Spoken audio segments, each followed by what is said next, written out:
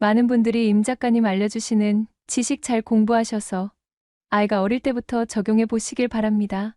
저희 가족은 미국에서 살지만 경쟁이 심한 지역이라 학원 안 다니는 아이가 별로 없는 곳인데도 저희 아이는 공부 학원 하나도 다니지 않고 항상 1등하고 있어요. 임 작가님 덕분에 주변 말과 환경에 흔들리지 않고요. 아이가 어릴수록 엄마가 빨리 육아 공부 시작하면 많은 도움 받으실 거라 확신합니다.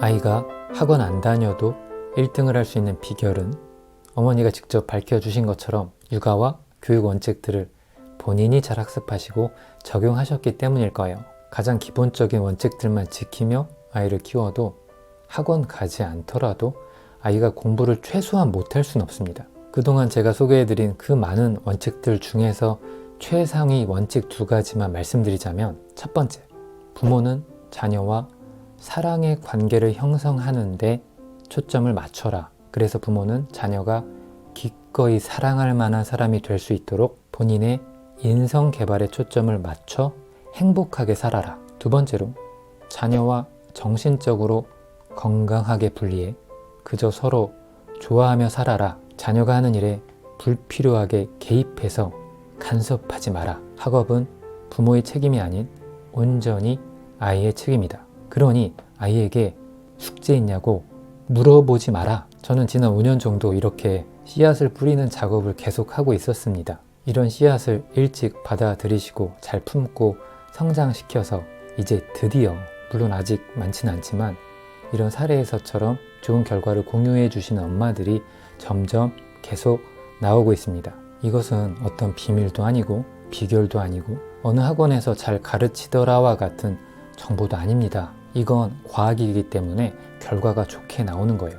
전 세계적으로 한국인들은 교민 사회를 이루어 살고 있는데요. 이분들을 재외국민이라고 하고 약 250만 명 정도의 한국인들이 외국에서 살고 있습니다.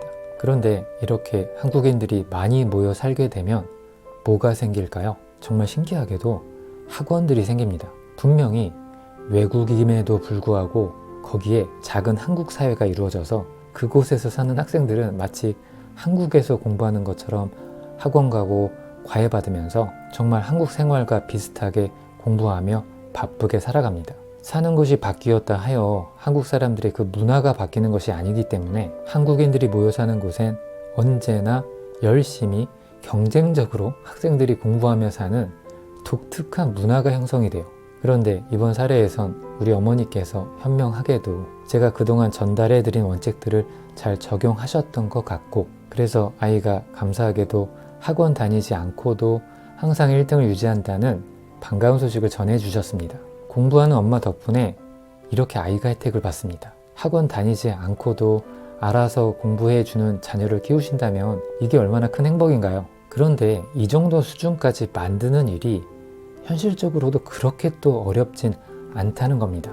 엄마들은 그저 제가 드리는 지식들로 꾸준히 공부만 하시면 됩니다. 제가 예전엔 엄마들에게 공부하시라고 권해드리면 학습 차원이 유튜브 강의 영상들 외에는 변변치 않아 좀 죄송한 마음이었지만, 이제는 육아와 교육에 관한 지식을 정말 체계적으로 핵심들만을 배울 수 있도록 인생날리지 온라인 클래스가 준비되어 있거든요. 우리 소중한 어머니들은 인생에서 적어도 한 번은 이런 지식들을 반드시 공부해 보셔야 합니다. 제가 왜 청년 시절 회사를 그만두면서까지 이런 지식들을 정리하기 위해 제 인생에 17년을 투자했는지를 공감해 주셨으면 하는 바람이 있습니다. 엄마들이 공부하셔야 하는 이유는 학원 안 다니고도 1등하는 자녀를 만들어내기 위해서가 아니라 그건 단지 결과일 뿐이고, 그런 결과를 만들어내는 올바른 과정이 어떠해야 하는지를 부모가 온전히 이해하실 때 인생에 드디어 긍정적인 변화가 생기고요. 그런 부모의 변화 덕분에 아이에게 긍정적인 혜택이 돌아간다는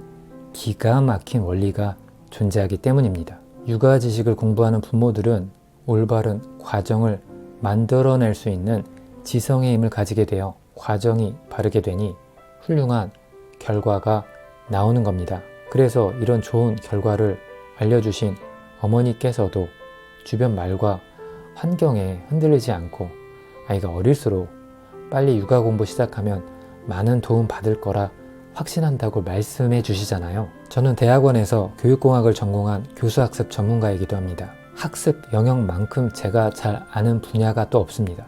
아마도 여러분은 제가 쓴 책 완전학습 바이블을 읽어보셨거나 들어보셨을 수도 있을 거예요.